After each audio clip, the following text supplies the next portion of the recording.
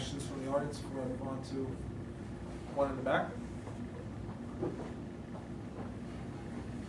Thank you, and I want to thank you for that ebook. I just found out about it on the Mesbar website. It's really got 150 pages to read on the train to New York.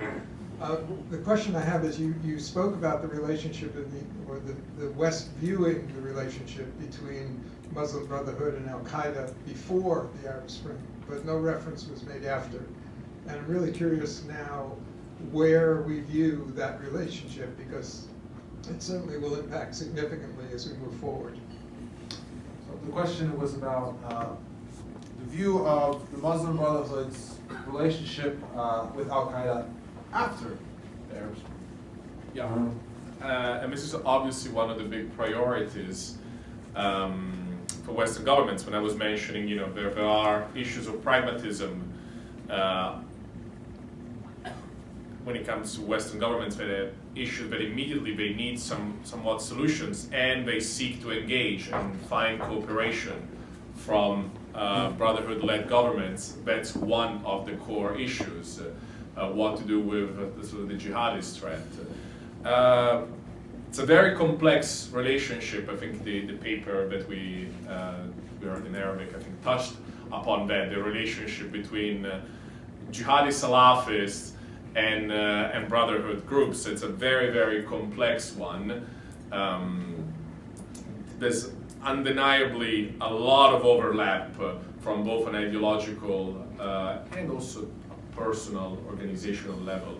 But at the same time, there are a lot of differences, both from an ideological and organizational point of view. I think it's been a challenge for both the Egyptian and the Tunisian government.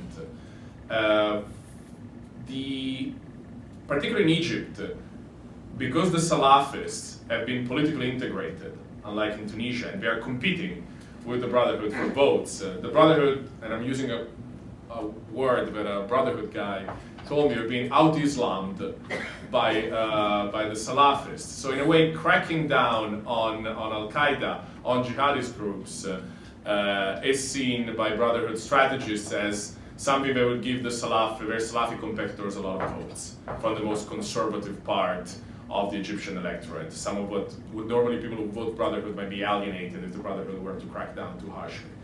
At the same time, episodes like what happened in the Sinai, the various attacks by jihadist groups, not so much on Israel, but although also that has implication, but on Egyptian military in the Sinai is something unacceptable. First of all, as any central government, but also because the military itself would not tolerate those sort of things, has sort of forced the Brotherhood to be more active when it comes to that. It's a difficult balance for them. It's a very, very difficult balance. And the same thing in Tunisia, where Salafi groups, somewhat Al-Qaeda linked, at least ideologically, have been quite aggressive in Tunisia since the Arab Spring. And Al-Nogaidan for a long time, that's at least the accusation that comes from a variety of sources, was quite passive about it. Then we had the assassination of one of the leaders of the Tunisian opposition, which a lot of people argued by Salafists, allegedly, but a lot of people argued that is politically, at least, to be blamed on Al-Nogaidan, Al-Nogaidan's soft approach toward the Salafists. It's also very complicated there. So even though the Salafis have not been politically integrated in Tunisia, that approach by Al-Nogaidan with the Salafists, that soft approach, has costed them a lot of political capital.